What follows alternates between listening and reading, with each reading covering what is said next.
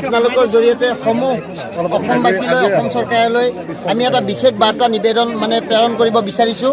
আমি ইয়াতে আজি শ্ৰীমন্ত শংকৰদেৱ কলাক্ষেত্ৰত আমি বিভিন্ন প্ৰান্তত থকা অসমৰ বিভিন্ন প্ৰান্তৰ শিক্ষাগুৰুসকলে আজি এই নতুন বৰ্ষত বিভিন্ন সময়ত দুখৰ মাজতো আমি ইয়াতে লগ হৈছোঁ আজি শংকৰদেৱ কলাক্ষেত্ৰ চাওঁ বুলি, আৰু লগে লগে আমি সকলোৱে ইয়াতে এখন বৈঠকত সমাপন কৰিলোঁ।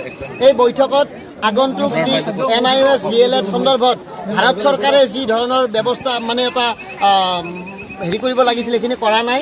যিটো মহামান্য সুপ্ৰিম কোৰ্টৰ যিটো ৰায় আছিলে এই ৰায়দানৰ পিছত আমি অসমৰ এই আগন্তুক যিটো নিৰ্বাচন এডভাৰটাইজমেণ্টত আমি এই নিউজৰ প্ৰায় 30,000 কেণ্ডিডেট আমি বঞ্চিত হৈছোঁ।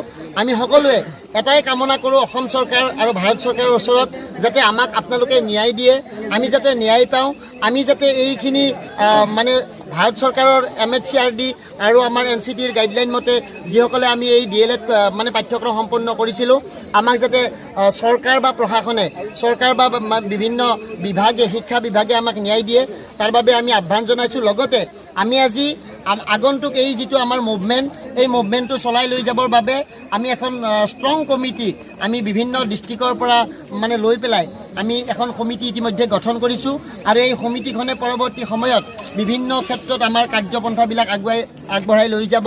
গতিকে আমি আশা কৰিছোঁ যে আমাৰ সকলো আমি ওলাই আহক, সকলো NIOS কেণ্ডিডেট ওলাই আহক, সকলোৱে আমাক সহযোগিতা কৰক, সকলোৱে আমাৰ লগত থাকক।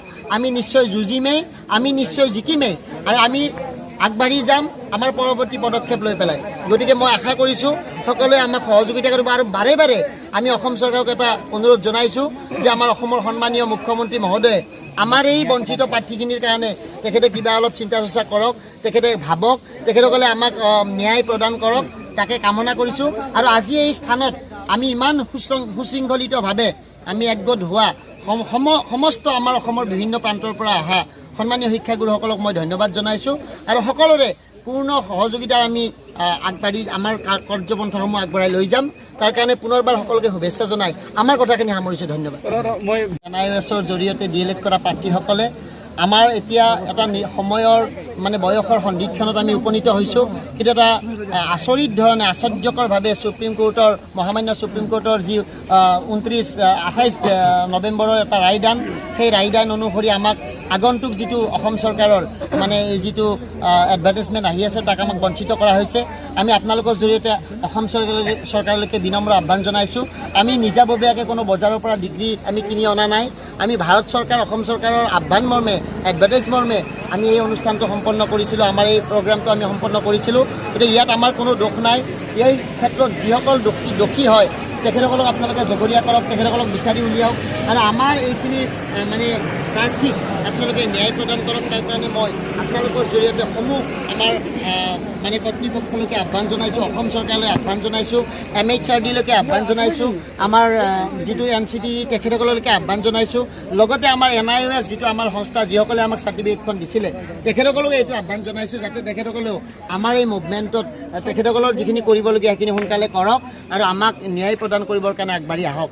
এই ক্ষেত্ৰত অসমৰ যিমান স্থানত বিভিন্ন স্থানত থকা আমাৰ চেডেলি ভেডেলি হৈ থকা আমাৰ সন্মানীয় আমাৰ নিউজ বঞ্চিত বঞ্চিত প্ৰাৰ্থীসকলে আমি সকলোৱে আহক, একগোট হওঁ। আমি এখন সুন্দৰ সমিতি গঠন কৰিছোঁ, আৰু এই সমিতিৰ জৰিয়তে আমি আমাৰ মুভমেণ্টটো আগবঢ়াই লৈ যাম। গতিকে মই সকলোকে আহ্বান জনাইছোঁ আমাৰ সমিতিৰ লগত থাকক, আমাৰ মাজত ভাগ নহ'ব।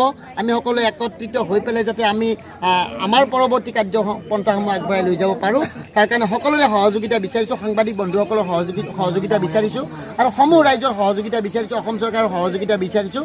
আমি সন্মানীয় মুখ্যমন্ত্ৰী মহোদয়ক কৰজোৰে প্ৰাৰ্থনা জনাইছোঁ, আপুনি এবাৰ বিষয়টো বিবেচনা কৰক, আৰু আপোনাৰ সাধ্য অনুসাৰে যি কৰিবলগীয়া আছে আপুনি সেইখিনি কৰক। তাৰ কাৰণে মই পুনৰবাৰ আমাৰ সন্মানীয় আমাৰ মুখ্যমন্ত্ৰী মহোদয়লৈ ধন্যবাদ আহ্বান জনাই, আমাৰ কাটৰ আহ্বান জনাই আজিৰ এই অনুষ্ঠানত উপস্থিত থকা সকলোলৈকে মই ধন্যবাদ জনাই আমাৰ কথাখিনি সামৰিছোঁ। ধন্যবাদ।